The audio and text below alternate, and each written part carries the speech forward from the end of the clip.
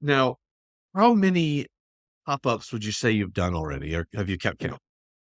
Okay, so right now we have published 52 events. Not all of these have run yet, so there's a dozen on the calendar now. So we've run 40. And probably of those I've hosted personally, I would say 25. So roughly those numbers. And we're close to 350 families who have joined us over the last two plus years.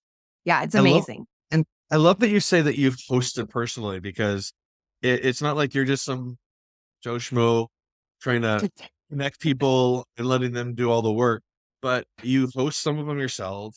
You have people, you give others an opportunity, like us, to an Yes. opportunity to do something where we are and connect with our own groups and expand our groups, which is kind of cool, like what we're doing in Buenos Aires in a few months. So it's just really cool. And what you're doing right there in Tokyo right now. So there's all sorts of things. How did all of your experiences really lead up to the creation of the pop-up? So I think the main piece of the puzzle was the kids were not happy in the lifestyle that we had created. So for the first year, 2 years, it was still like that honeymoon phase. Everything was brand new and fresh. We were seeing new places, going places all the time. And then once we settled into like, okay, this is our lifestyle now, do we feel fulfilled? Do we feel that we're doing the right things for our kids? And the kids are like, you know what? We're sick of this. We like traveling, but we really want friends. We really just want to be in one area so we can have friends. And they equate that with going to school because that's what they had known. Like when they had friends, they were in school. So they said, we want to go back to school, which is fine. My oldest chose to go back to school. And it wasn't that I gave him permission. I mean, he was nearly 18, so he was going to do what he wanted to do. But I give them the opportunity to do what they need to. And with the school, it wasn't that I'm against my kids going to school, but when we really dug deep, we saw you're missing school, but it's not because of the school piece, it's because of the friends piece. And so we thought, how do we find more friends for you? And through the pop ups, it's worked out really wonderfully because now some families travel with us. You know, I mentioned before that people come to multiple events. So your family, you came to Merida, and then we saw you again in Mexico City. And it's just really neat to be able to reunite with people along the way. But also, we've had people join us on 3 different continents now. So they're just like, oh, where's Rachel going to be? I think I'll just kind of figure out my plan according to where they're going to be because then it's easy. And with the pop ups, you had mentioned the activities. We plan a week's worth of activities. People just come to what they want to. It's not like you have to be there 8 a.m. till 10 p.m. every day. It's just, whatever interests you, show up. There's going to be people there. It'll be fun. But it's great for the adults too, because I don't know who's typically one adult is the planner in the household, and it tends to be me.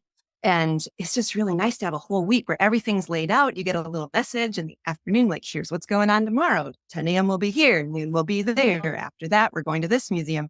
And just to not have that planning for a week it's such a relief. I mean, that's definitely worth the money right there to have friends and a whole plan for the week. And it's just like so simple. Just show up as you want to and as you can. So I think that has really been a great piece of the puzzle for us because we also attend pop-ups that other hosts put on. And just for those exact reasons, I love just having that week laid out and all the social connections that come through it. And with my kids now, so back to your question was what led up to this? It was the social piece. And so now that we have different hosts and different events running all the time, we're more likely to run into those friends over and over again. And for the kids, they now have some very solid friendships that we stay in touch with online when we're not in person. And then when we're in person, it's just like a big party. So yeah, it's been fabulous for my family. And I think for other families too, the feedback we get is that this is really what a lot of people needed.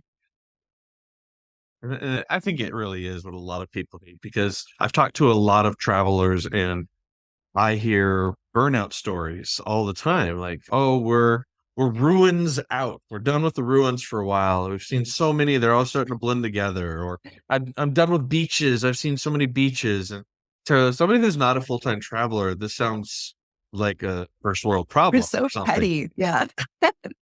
But I mean, it is a reality, and you have to vary up what you're doing and what you're doing and where you're going and who you're seeing because you get lonely. sometimes it's, you and your spouse, and that's good. That's great. And you and your kids. And again, that's also great. But again, sometimes you do want something else, and you do want to talk to somebody who maybe you've seen before. And so you can reconnect. And that's what you guys offer with these pop-up hubs. I love that.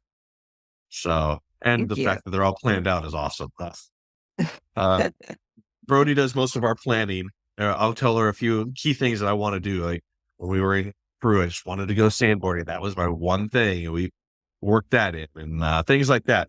But she does all the planning. And when we find a pop up, it is so nice that she usually gets to have us break for a week where she doesn't have to do Exactly. it. Yeah. So Yeah. It's a huge help. it really is.